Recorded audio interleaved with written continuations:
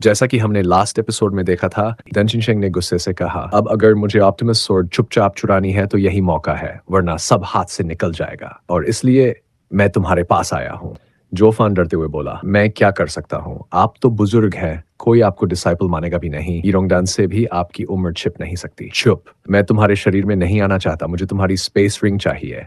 मैं उसमें छुपकर अंदर जाऊंगा, किसी को कानों कान खबर नहीं होगी। जोफान ने अचानक हाथ हिलाकर मना कर दिया और बोला। जोफान गंभीर स्वर में कहा, नहीं, बिल्कुल नहीं, मेरी स्पेस रिंग में सिर्फ निर्जीव चीजें जा सकती हैं, जिंदा चीजें नहीं। और मान लीजिए आप मुझे जिंदा चीजें रखने वाली रिंग भी दे दें, तब भी लोग सवाल करेंगे कि मैंने अचानक रिंग क्यों बदल दी। फिर संदेह बढ़ जाएगा और अंत में कुछ न कुछ गड़बड़ जरूर हो जाएगी।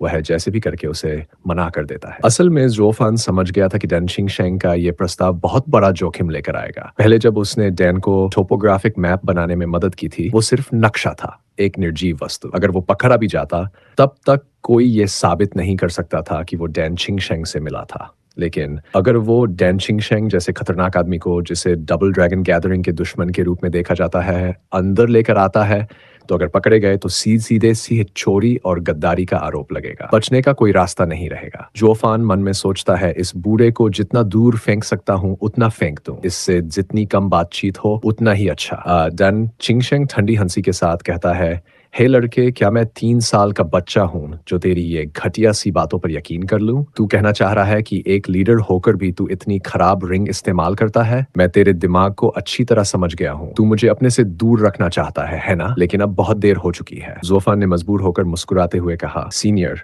मैं तो सिर्फ एक मामूली हैंडीमैन हूँ डीमन स्किमिंग सेक्ट में। ग्रिजली बेयर जैसे लोग तो हमारे सेक्ट के एलीट हैं। मैं बस किस्मत से यहाँ तक पहुंचा हूँ। हमारी हैंडीमैन टीम तो बस छोटे मोटे काम करती है। डैन चिंगशेंग हंसते हुए कहता है, ओह, फिर तो ये बड़ी मजेदार बात होगी कि एक मामूली हैंडीमैन ने इतने सारे बड़े बड़े सेक्ट के टॉप डिसाइपल्स को हरा दिया। अगर ये खबर फैली तो बाकी सेक्ट के चेले शर्म से जमीन में गड़ जाएंगे। डैन चिंगशेंग की आंखों में अब धमकी का असर झलक रहा था। लड़के, तू अब मेरे जाल में फंस चुका है। तू अब चाहे मदद कर या न कर, तुझे इसमें शामिल होना ही होगा। अगर तू मदद करेगा और मैं डिवाइन सोल स्वॉर्ड चुरा लूंगा तो मैं तुझे नुकसान नहीं पहुंचाऊंगा। लेकिन अगर तूने मना किया और मैं फिर भी तलवार चुरा लूंगा तो मैं सबके सामने तेरा नक्शा लहराकर बता दूंगा कि तूने मदद की थी। समझा? जोफान ने माथा पकड़ लिया, काफी देर सोचा और आखिरकार भारी मन से बोला, लगता है अब मेरे पास कोई चारा नहीं बचा। सच में छोड़ की नाव में चढ़ गया हूँ। डैन चिंगशेंग जोर से हंसते हुए कहता है, हा हा, यही समझदारी है। मेरा साथ पाना इतना आसान नहीं। जोफान चिंतित होकर कहता है, सीनियर, लेकिन अगर मैं आपको रिंग में छुपा कर ले भी जाऊं तो बाहर कैसे निकालूं? इस बार तो जगह जगह सर्वेलेंस फॉर्मेशंस लगे होंगे। आप जैसे ही बाहर निकलेंगे सब आपको देख लेंगे। इसके बाद डैन चिंगशेंग आत्मविश्वास से कहता है, घबराओ मत। पिछली बार जैसे तुमने किया था वैसे ही करना है। तुम लड़ाई के बीच में ख्यास पैदा करो और मौका देखकर रिंग को एक ऐसे ब्लाइंड स्पॉट में फेंक दो जहां सर्वेलेंस काम नहीं करता। फिर तुम लोगों का ध्यान अपनी ओर खींचो और मैं चुपचाप वहां से निकल जाऊंगा। ना किसी को खबर होगी, ना ही एल्डर को पता चलेगा। जोफान ने थोड़ी देर सोचा। जोफान चिंतित होकर कहता है, लेकिन इस बार एक खतरा और है। येलिन, वो लड़का बाकियों से अलग है। जीनियस डिसाइपल्स को मैं संभाल लूंगा, लेकिन येलिन को देखकर मुझे बिल्कुल भरोसा नहीं होता। डैन चिंगशेंग गंभीर होकर कहता है, तू उसकी बात कर रहा है? वो असल में बहुत खतरनाक है। उसकी ताकत तुम्हारे बराबर है, लेकिन उसने अब तक पूरी शक्ति नहीं दिखाई है। उसका सोल फ्लेम, गोल्डन फ्लेम भी बहुत ही अजीब है। सावधान रहना। डफन चिंगशेंग से कहता है, मैंने उस गोल्डन फ्लेम से निपटने का तरीका सोच लिया है, लेकिन एक चीज है जिससे मैं अब भी डरता हूँ, उसकी सोल। मुझे लगता है कि उसका भी ड्रैगन सोल है, और दो हेवनली ड्रैगन सोल जब आमने सामने होंगे तो मुझे नहीं पता कैसे मुकाबला करूं। कृपया आप मुझे इस बारे में सलाह दें। डन चिंगशेंग आश्चर्य से कहता है, क्या उसका भी हेवनली ड्रैगन सोल है? तुझे कैसे पता? तभी जोफान उससे कहता है साफ शब्दों में, उसकी ब्लड लाइन से लगता है कि वो बर्निंग ड्रैगन का वंशज है, और अगर ऐसा है तो उसके पास भी ड्रैगन सोल होगा। मैं उसे देखकर समझ गया। अब जोफान को सच में डर लगने लगा था। उसे लगा कि उसका ड्रैगन सोल इतना परिपक्व नहीं है और येलिन अपने मास्टर से बहुत कुछ सीख चुका होगा। अगर दोनों की टक्कर हुई तो वो जरूर हार जाएगा। सीनियर, आपकी गाइडेंस के बिना मैं ये मैच नहीं जीत सकता। अगर मैं लड़ाई में रिंग नहीं फेंक पाया तो आपकी सारी योजना चौपट हो जाएगी। कृपया मेरी मदद करें। डैन चिंगशेंग थोड़ा छिड़कर जुओ फैन से कहता है, ठीक है, अब तू बार बार मेरे प्लान को बीच में लाकर धमका रहा है। मैं समझ गया, तू मेरी मदद कर रहा है तो मैं भी तुझे कुछ सिखाऊंगा। चिंगशेंग गंभीर होकर जुओ फैन से कहता है, क्या तू टेक्निक की कला जानता है? वो फैन थोड़ा सोचकर, थोड़ा बहुत जानता हूँ, लेकिन गहराई से नहीं। डैन शिंगशेंग ने लंबी सांस ली और कहा, काश तू सोर्ड टेक्निक में अच्छा होता। मेरी पहली सोल एक सोर्ड सोल है और मैंने ड्रैगन सोल के साथ उसे मिलाकर एक अनोखी शक्ति बनाई है, ड्रैगन स्लेइंग पावर। जब मैं तलवार घुमाता हूँ तो पूरा आसमान कांपता है और समुद्र लहराने लगता है। अगर तू खेंडो जानता तो मैं तुझे ये शक्ति सिखा सकता था। ज़ो फैन थोड़ा व्यंग्य से उससे कहता है, सीनियर, आपके सामने जो लड़का है उसका मास्टर शायद आपसे भी ज्यादा ड्रैगन सोल को समझता है। आपके पास ड्रैगन कटिंग पावर है, लेकिन क्या पता उसके पास उससे भी ऊंची कोई विधि हो। डैन शिंगशेंग शांति से लेकिन गर्व के साथ कहता है, तू गलत सोच रहा है। ड्रैगन सोल को समझना एक बात है, लेकिन उसे किस क्षेत्र में इस्तेमाल करते हैं वो अहम है। मैंने ड्रैगन सोल को तलवार से जोड़ा, किसी और ने शायद उसे फ्लेम या किसी और आर्ट से। इसीलिए एक ही वस्तु अलग अलग लोगों के हाथ में अलग असर देती है। ज़ो फान, तेरे पास जान है, ट्रिक है, साहस है। अगर तू अपनी खुद की शक्ति को ड्रैगन सोल के साथ जोड़ पाए तो कोई वजह नहीं कि तू उसे हरा न सके। आत्मबल ही सबसे बड़ी ताकत है। जोफान थोड़ी देर के लिए चुप हो गया, लेकिन उसकी आंखों में एक चमक थी, जैसे उसे कोई नई रोशनी दिखी हो।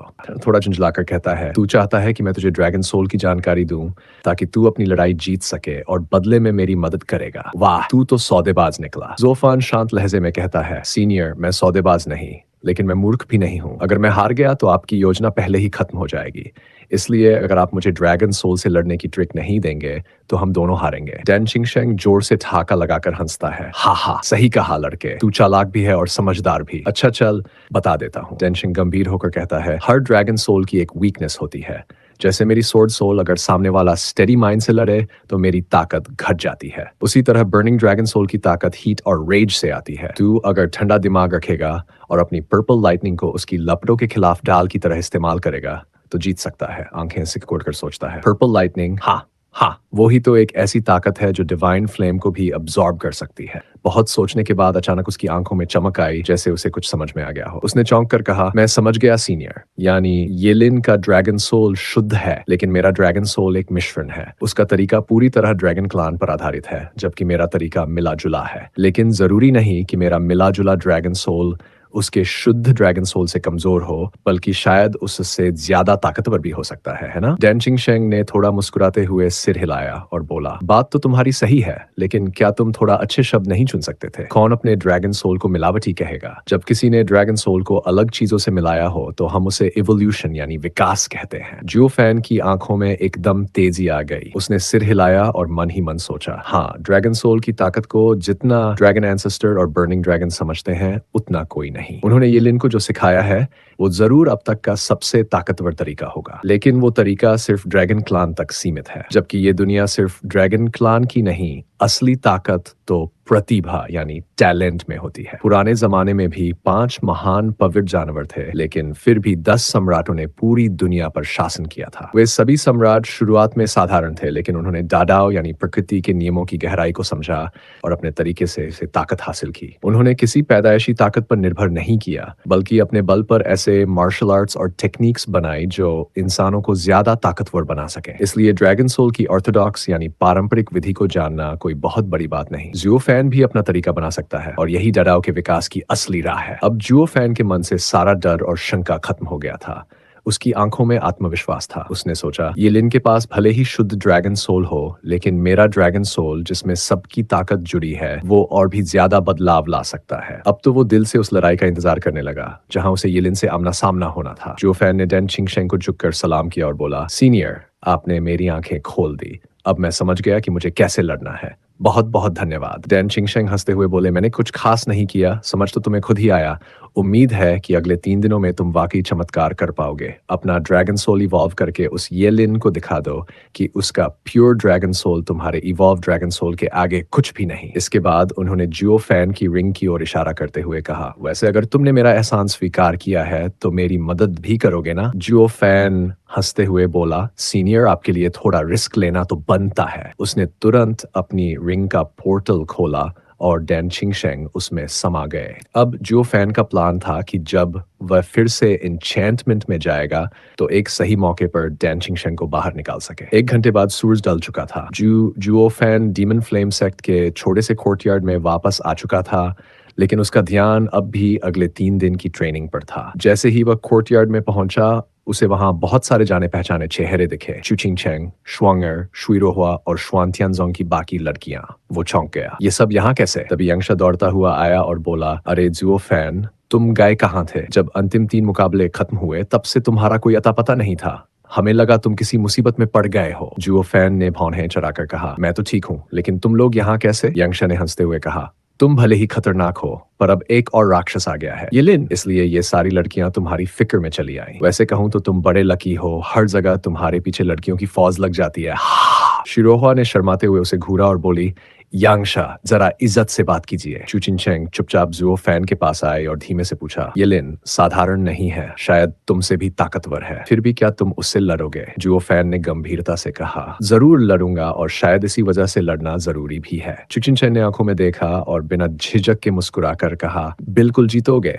जो फैन थोड़ा चौंका और बोला, तुम्हें सच में लगता है मैं जीतूंगा? मुझे खुद यकीन नहीं। चिंचम बोली, तुम्हें खुद पर भले भरोसा न हो, पर मुझे तुम पर हमेशा रहेगा। इसके बाद वह मुड़ी और सबको लेकर चली गई। योंगनिंग और बाकी लड़कियां थोड़ा हैरान थी, इतने दिनों बाद मिले और बस इतना ही? योंगनिंग ने पूछा, दीदी आप बस उससे पूछने आई थी कि वो लड़ेगा या नहीं? हाँ, बस जानना था कि वो क्या करना चाहता है। अगर वो लड़ना चाहता है तो मैं उसका साथ दूंगी, बस इतना ही काफी है। युनशुआंग चुपचाप सोच रही थी, फिर बोली, लेकिन जब जुओ फैन को यकीन नहीं कि वो जीतेगा, तब भी आपको कैसे यकीन है? चिंगचैंग ने मुस्कुराकर कहा, क्योंकि जब वो कुछ सच में करना चाहता है तो मैं जानती हूँ वो जरूर कर लेगा। वहीं कोर्टयार्ड में जुओ फैन अकेला खड़ा सूर्यास्त को देख रहा था और बुदबुदाया, ये लड़की मुझसे ज्यादा जानती है, हर बार सही पकड़ती है। तभी यंगशा फिर आया और बोला, क्या तुम सच में लड़ाई की तैयारी करने जा रहे हो? बाकी मैचों में तो कभी नहीं करते थे। जुओ फैन ने गंभीरता से कहा, हाँ, अब की बार मुझे लड़ना है, जान की बाजी लगाकर। अगर मैं अब पीछे हटा तो जैसा वेंटाओ ने कहा था, मेरी तरक्की 100 कदम पीछे हो जाएगी। इस बार मुझे पूरी ताकत से भिड़ना है। इसके बाद जुओ फैन कमरे में घुसा और दरवाजा बंद कर लिया। बाहर से आवाज आई, मैं 3 दिन की रिट्रीट में जा रहा हूँ, ये लिन को हराकर लौटूंगा। यंगशा ने चुचिंगचेंग की ओर देखा और मुस्कुराया, इन दोनों की समझदारी गजब की है। पहले लड़ाई को लेकर शंका थी, अब पूरी ताकत से तैयार है। वो खुद न माने पर उसका दिल जीतना चाहता है। अब जुओ फैन के दिल में कोई डर नहीं था। 3 दिन की तैयारी और फिर एक जबरदस्त टक्कर।